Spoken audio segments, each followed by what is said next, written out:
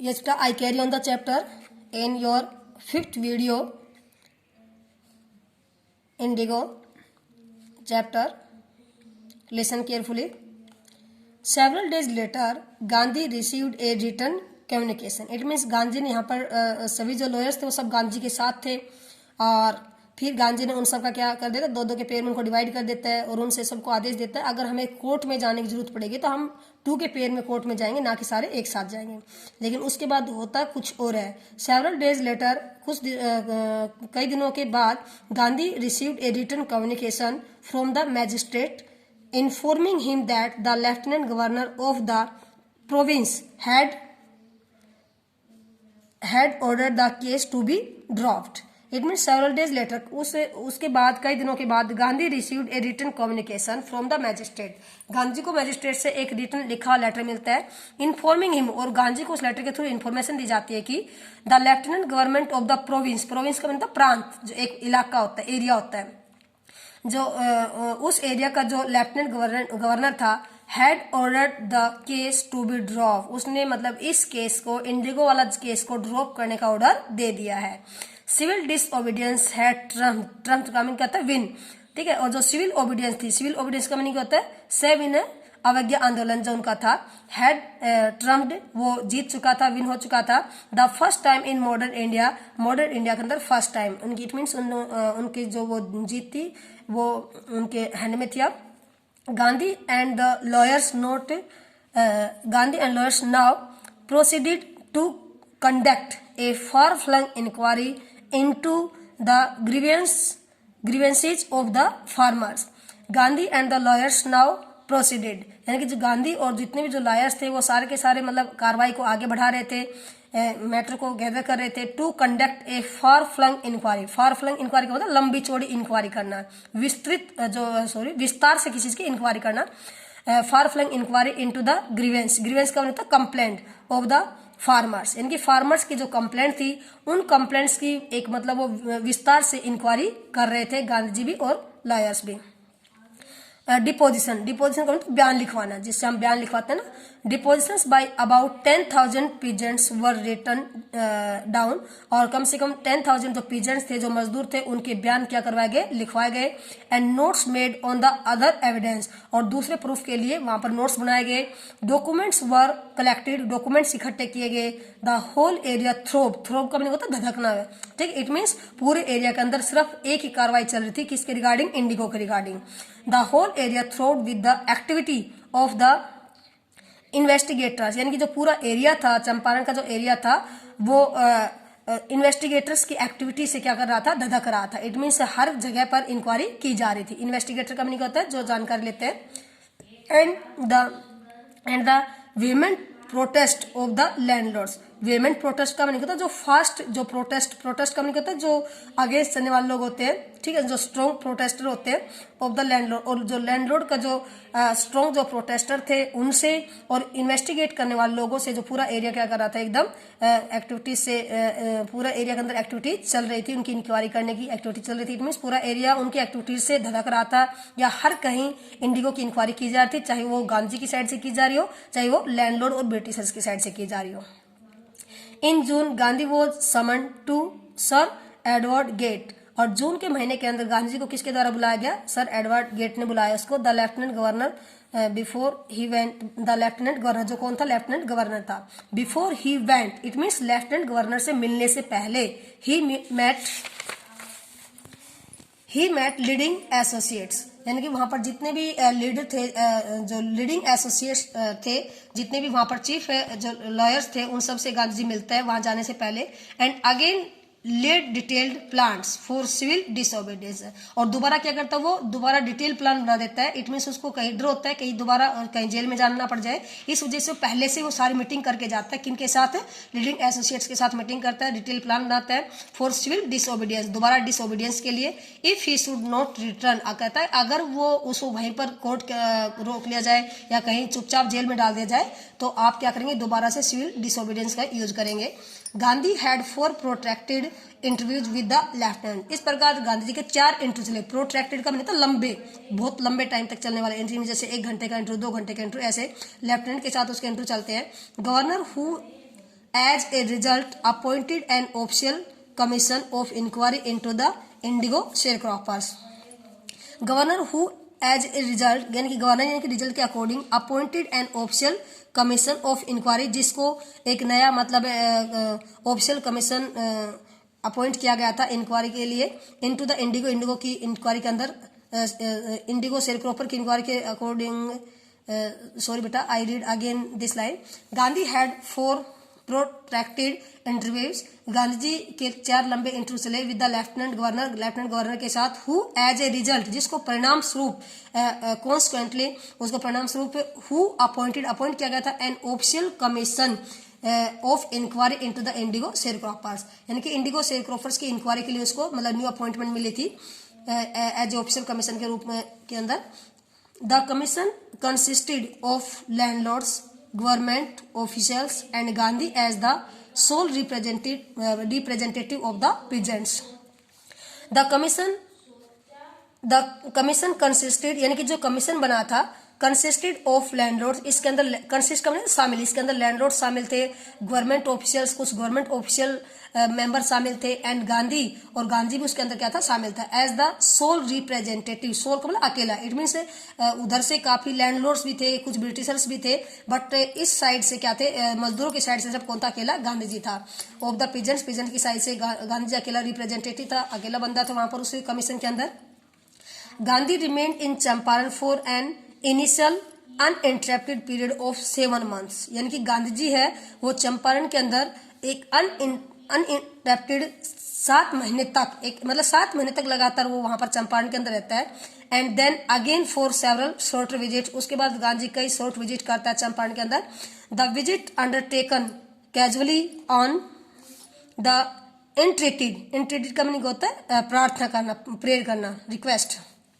The visit undertaken casually on the entreaty of an unlettered mean uneducated peasant in the expectation that it would last a few days occupied almost a year of Gandhi's life. It means जो ये visit की गई थी गांधी जी की चंपारण के अंदर, वो Undertaker मतलब एक्सेप्ट की गई थी कैजुअली, वैसे कैजुअली रूप से ही, नॉर्मल वे से ही, on the entreaty of an unlettered peasants, किसके द्वारा, यानी कि अनएजुकेटेड पीजेंट की रिक्वेस्ट पर उसने कहा विजिट की थी चंपारण। अब यहाँ पर कौन था अनलेटर्ड पीजेंट, राजकुमार शुक्ला था, यानी कि राजकुमार शुक्ला की रिक्वेस्ट पर गांधी चंपारण आया था, तो इस प्रकार उसने उसकी रिक्वेस्ट से चंपारण की इस विजिट को किया था। In the expectation that it would last a few days, इस आशा से वो गांधी जी उसके साथ आया था कि ये कुछ दिन तक इसका काम चलेगा। Occupied almost a year of Gandhi life, और वहां पर कितना टाइम लग जाता है गांधी जी का, 1 साल का टाइम लग जाता है।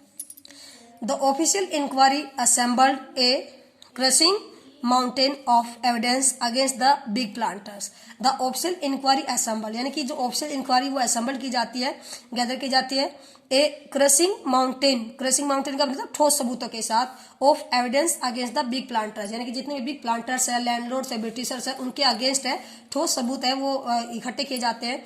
एंड व्हेन दे सा दिस दे एग्रीड, और जब गांधी ने देखा कि वो सारे दे एग्रीड, वो सारे सहमत हो गए इन प्रिंसिपल, तो मुख्य रूप से to make refunds to the peasant, क्या करने के लिए, पीजेंट्स के रिफंड को वापस करने के लिए, यानी कि उनके पैसों को वापस देने के लिए सारे क्या हो चुके हैं, एग्री हो चुके हैं।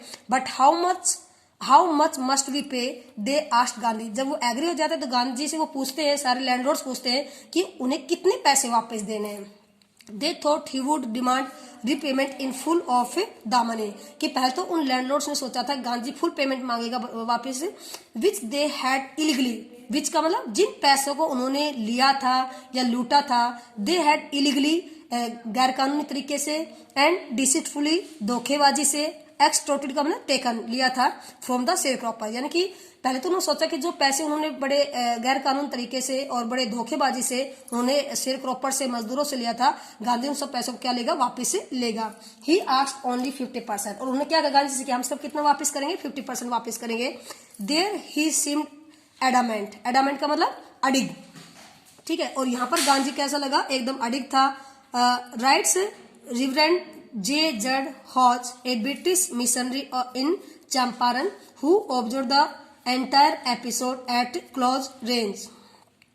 और देर ही seemed adamant, और इस बात के ऊपर गांधी एकदम क्या रहता है, अडिग रहता है। Rights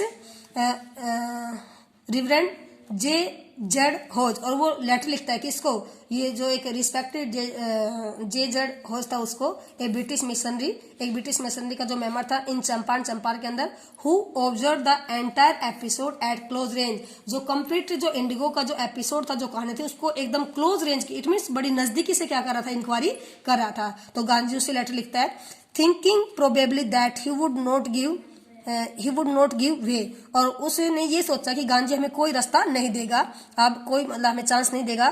the representative of the planters offer to refund to the extent of 25%, और जितने भी मतलब प्लांटर्स जो लैंडलॉर्ड्स थे, उनके जो रिप्रेजेंटेटिव थे, उन्होंने कहा कि हम कितने % वापस करेंगे, 25% वापस, 25% जो मनी उनको हम क्या करेंगे, वापस करेंगे, रिफंड करेंगे।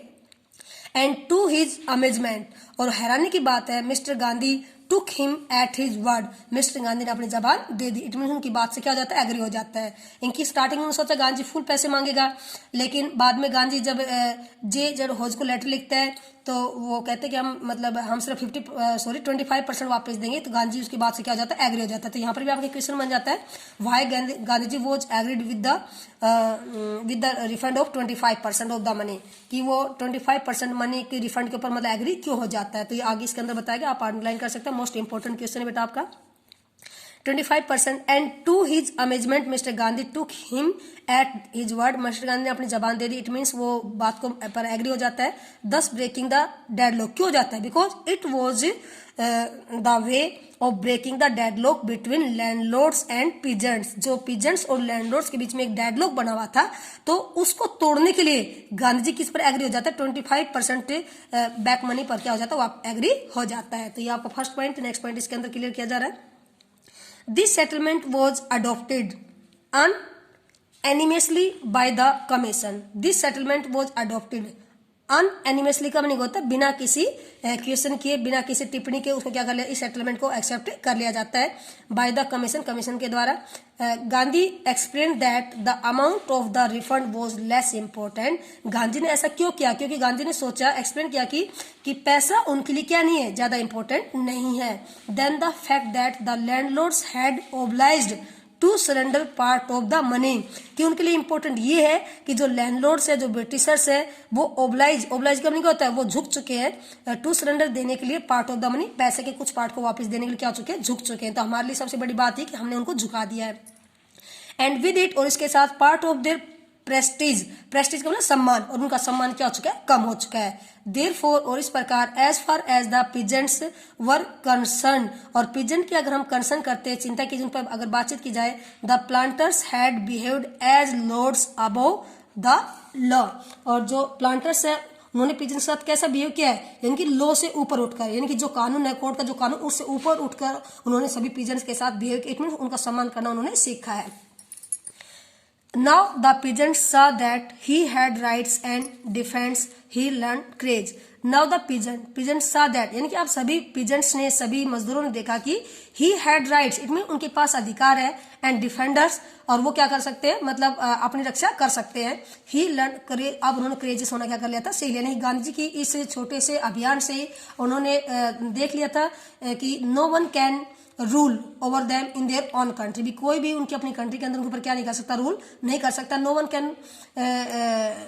Can put any injustice, any inequality in their own country, उनकी कंट्री के अंदर कोई भी अनजस्टिस, कोई भी अनइक्वलिटी का सहारा नहीं ले सकता है। तो इस प्रकार उन्होंने क्रेजियस होना सीख लिया था सभी पीजेंट्स ने, सभी मजदूरों ने, क्योंकि वो क्या हो चुके थे, जीत चुके थे, और सारे जो ब्रिटिशर्स है, लैंडलॉर्ड्स है, वो पैसे देने के लिए क्या हो चुके थे, एग्री हो चुके थे, बट ओनली 25%। तो गांधी एग्री क्यों गया था, क्योंकि गांधी जी की नज़र के अंदर पैसा इंपॉर्टेंस नहीं रखता था। गांधी ने देखा कि उनके बीच में जो डेडलॉक बना था, तो डेडलॉक टूट चुका था, और दूसरा भी उनका जो प्रेस्टीज था, उनका जो सम्मान था, वो क्या हो चुका था, डाउन हो चुका था। यस बेटा, I stop this video and I will complete the chapter in next video. Thank you.